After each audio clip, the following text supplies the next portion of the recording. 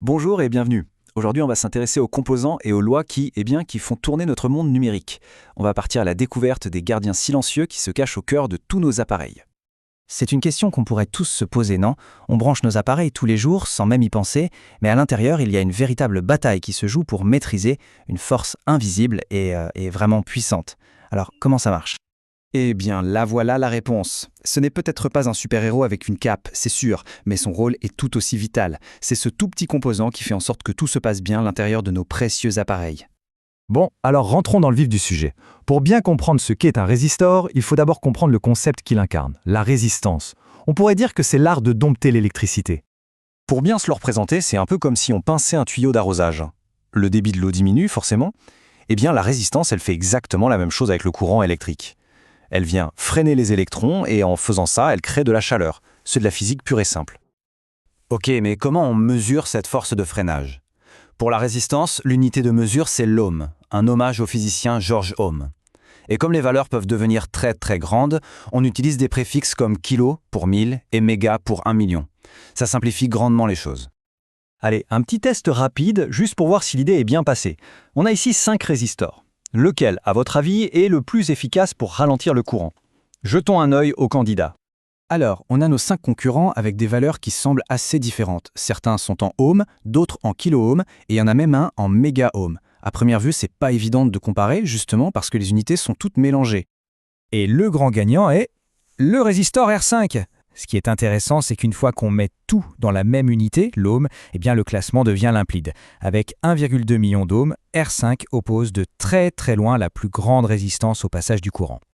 Et ce qu'il faut vraiment retenir ici, c'est que la résistance et la conductivité, ce sont les deux faces de la même médaille. Moins il y a de résistance, plus le courant peut passer facilement. Donc notre R2, c'est celui qui laisse passer le courant le plus librement.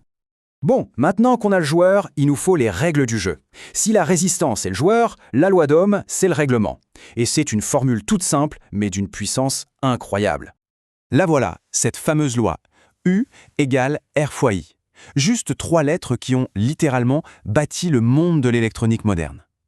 Cette équation, elle est simple, elle est élégante, et elle décrit la relation fondamentale entre les 3 grandeurs clés de n'importe quel circuit électrique. Alors décortiquons un peu tout ça.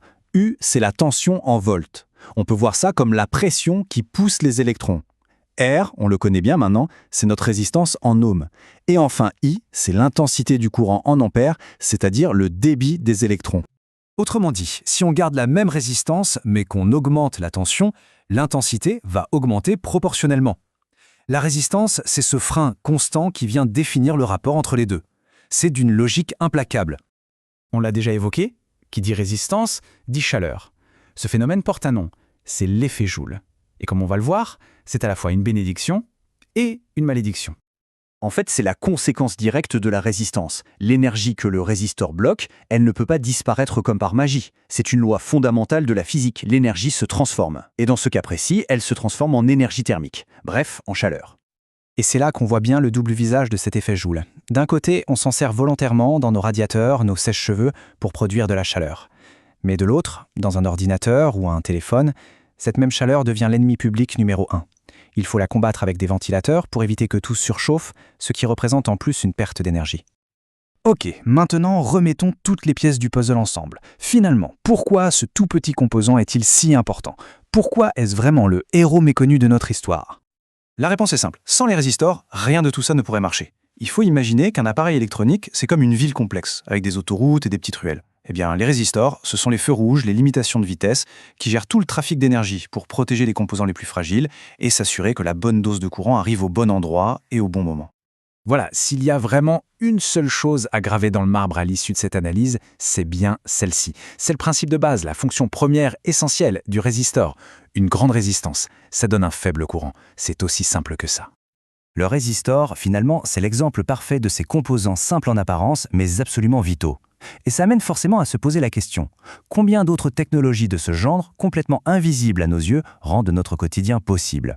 La question, elle, reste ouverte.